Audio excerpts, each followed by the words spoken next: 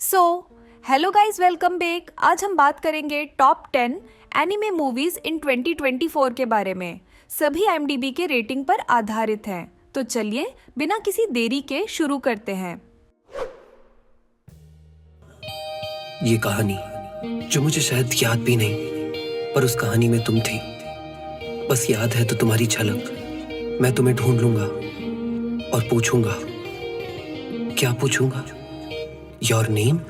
यह एक खूबसूरत लव स्टोरी है जिसमें दो लोग, टाकी और मित्सुहा, अचानक से एक दूसरे की जगह पर आ जाते हैं।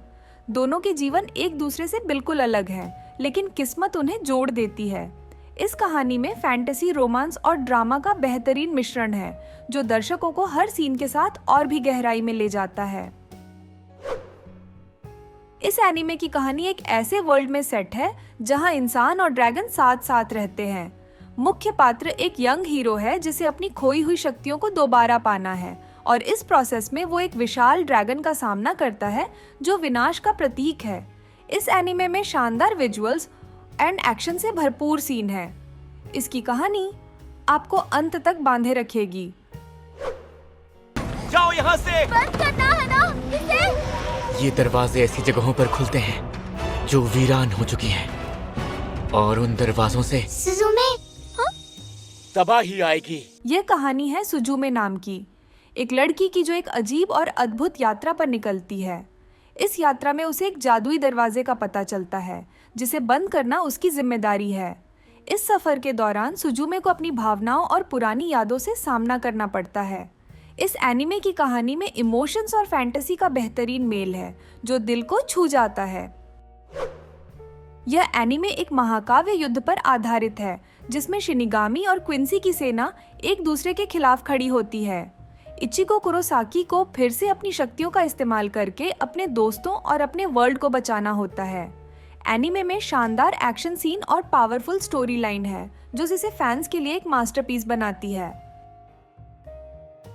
इस एनीमे की कहानी रुदियस नाम के एक व्यक्ति की है जो अपनी पहली जिंदगी में बहुत कुछ गंवा चुका होता है, लेकिन उसका पुनर्जन्म होता है और वो एक जादुई वर्ल्ड में आ जाता है। अब उसकी नई जिंदगी में उसे अपनी गलतियों को सुधारने और एक नया जीवन जीने का मौका मिलता है। एनीमे में एडवेंचर, फैंटेसी और आत्म खोज की अद्भुत यात्रा है।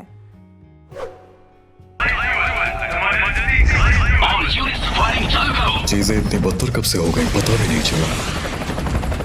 यह एनीमे काइजू मॉन्स्टर्स पर आधारित है जो शहरों को तबाह कर देते हैं।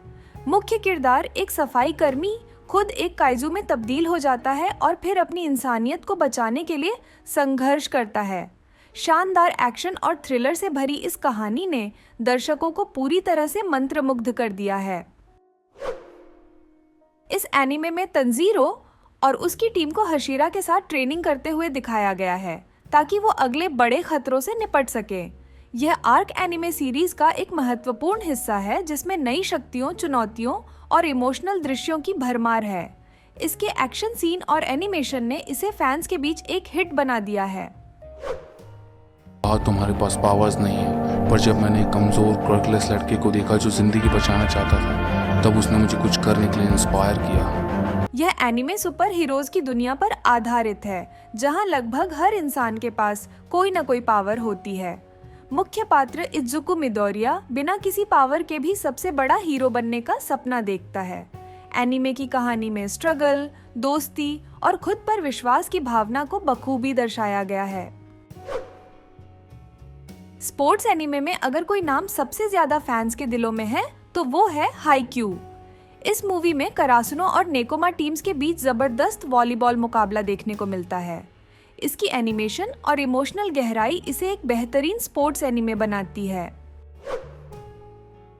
लगता है मेरा मर्डर हुआ था और अब मुझे दूसरा जन्म मिला है, स्लाइम के रूप में। यह एक बहुत ही रोचक एनीमे है जहां एक आम इंसान का पुनर्जन्म एक स्लाइम के रूप में होता है, लेकिन इस स्लाइम के पास शक्तियां होती हैं जो उसे बेहद ताकतवर बना देती हैं।